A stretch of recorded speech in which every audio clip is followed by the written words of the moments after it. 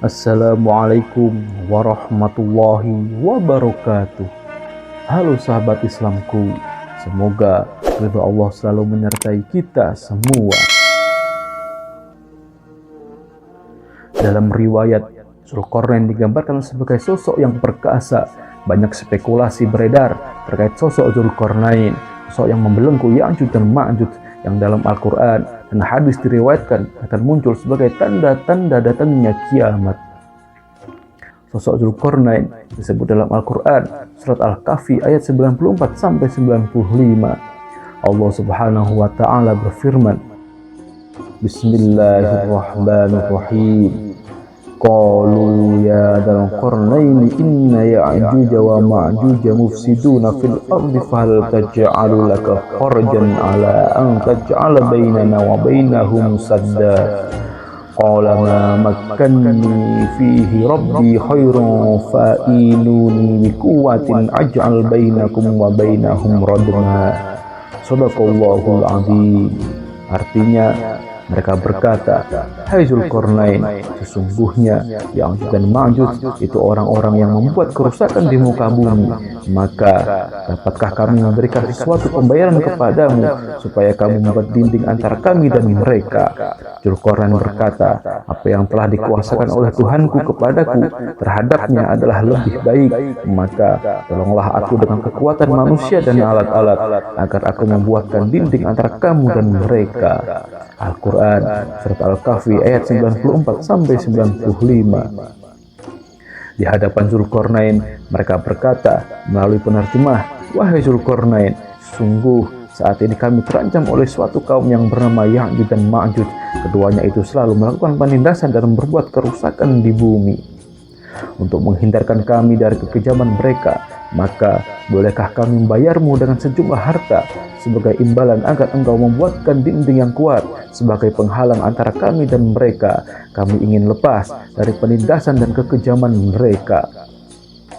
Mendengar tawaran kaum yang terancam itu, Zulkarnain yang bijaksana itu kemudian berkata, apa yang telah dianugerahkan Tuhan kepadaku yang meliputi kekuasaan, keluasan wilayah, dan kekayaan harta benda lebih baik daripada imbalanmu yang kau tawarkan kepadaku.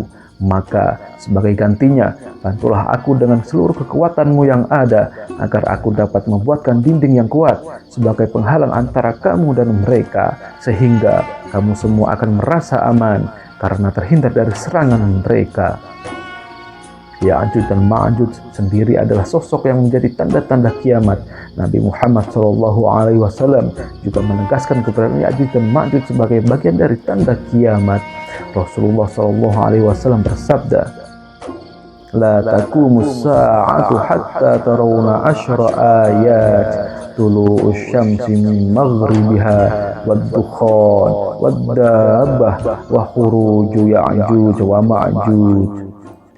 Artinya, kiamat tidak akan terjadi sampai kalian melihat ada 10 tanda: terbitnya matahari dari barat, munculnya dukhan, adanya dabbah, yakni hewan melata yang bisa memberi tanda, dan keluarnya Ya'juj dan Ma'juj. Hadis riwayat Ahmad dan Abu Dawud. Lantas, siapakah sosok Zulkarnain yang membelenggu Ya'juj dan Ma'juj dalam benteng tersebut? Menurut riwayat, pada zaman dahulu, di masa kenabian Ibrahim, hidup seorang raja yang saleh bernama Zulkarnain. Rakyat sangat menyukainya karena sang raja amat bijaksana. Pasca kepemimpinan Raja Namrud yang kejam, Zulkarnain hadir sebagai pengganti yang membawa kesejahteraan bagi rakyatnya. Tak hanya itu, Zulkarnain pun berkiprah besar dalam mendakwahkan agama tauhid yang dibawa Nabi Ibrahim alaihissalam. Zulkarnain amat cerdas dan pandai bertualang, yang melakukan ekspedisi ke seluruh dunia untuk menyebarkan agama tauhid. Sang raja amat pandai menguasai bahasa berbagai dunia. Ia juga mahir berlayar, melakukan perjalanan dari belahan timur hingga barat bumi. Pada sebuah perjalanannya, Zulkarnain sampai ke tempat matahari terbenam di bagian barat dunia. Di sana ia mendapati penduduknya yang tak beriman. Zulkarnain pun kemudian mendakwahkan keesaan Allah Subhanahu wa Ta'ala. Mereka pun menerimanya dengan gembira. Perjalanan pun berlanjut. Zulkarnain tiba di kawasan timur dunia, di mana matahari tampak terbit dari sana. Penduduk timur tersebut amat miskin dan terbelakang hingga tak mampu membangun sebuah tempat tinggal. Zulkarnain pun membantu mereka, mengajarkan memiliki tempat yang dapat melindungi diri mereka dari panas dan hujan. Setelah mendapat bantuan, mereka pun menerima dakwah Zulkarnain dengan gembira. Ia pun melanjutkan kembali perjalanannya. Tibalah Zulkarnain pada sebuah tempat di antara dua gunung. Di bukitnya terdapat sebuah kaum yang tak mengerti bahasa.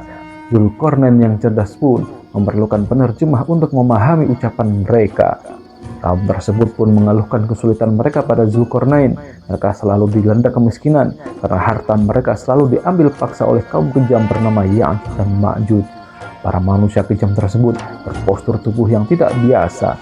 Mereka selalu merusak setiap hal yang dilewati. Kaum Ya'juj dan Ma'juj tersebut tinggal di antara dua gunung. Mereka selalu mengganggu kaum di bukit dengan merampas dan merusak segala sesuatu, baik tanaman maupun ternak.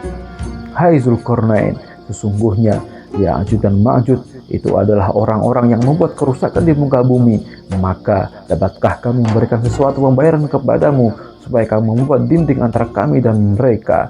Pinta penduduk bukit.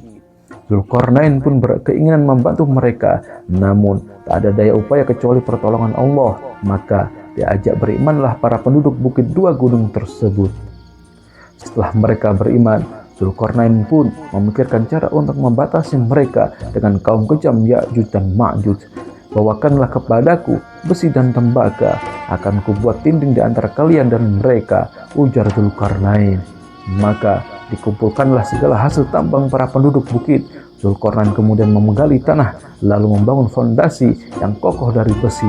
Setelah itu, besi tersebut dipanaskan, lalu dilebur dengan cairan tembaga yang mendidih.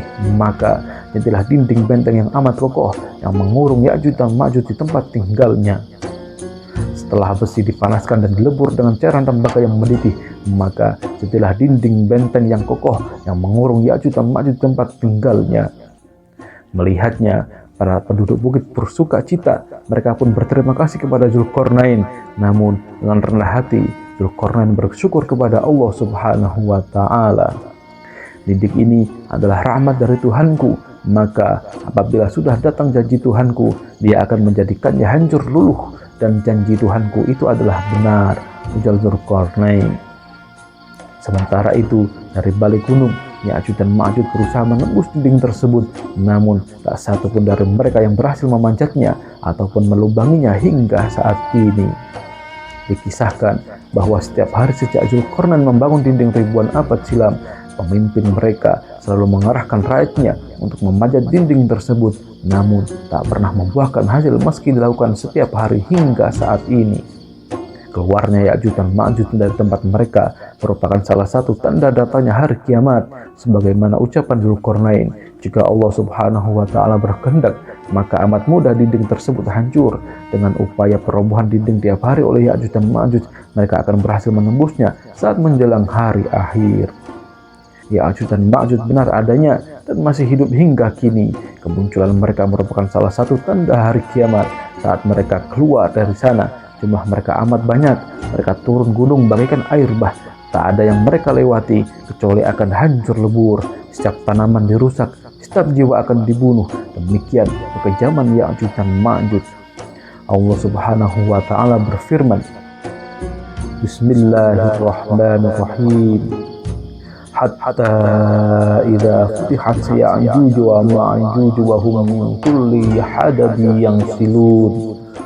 وَقَتَرَبَ الْوَعْدُ الْحَقُّ فَإِذَا هِيَ شَاخِصَةٌ أَبْصَارُ الَّذِينَ كَفَرُوا يَا وَيْلَنَا قَدْ كُنَّا فِي غَفْلَةٍ مِّنْ هَذَا بَلْ كُنَّا ظَالِمِينَ. Shadaqallahul Azim. Artinya, hingga apabila dibukakan dinding Ya'juj dan Ma'juj dan mereka turun dengan cepat dari seluruh tempat yang tinggi dan telah dekatlah kedatangan janji yang benar, yakni hari berbangkit, maka tiba-tiba terbelalaklah mata orang-orang yang kafir.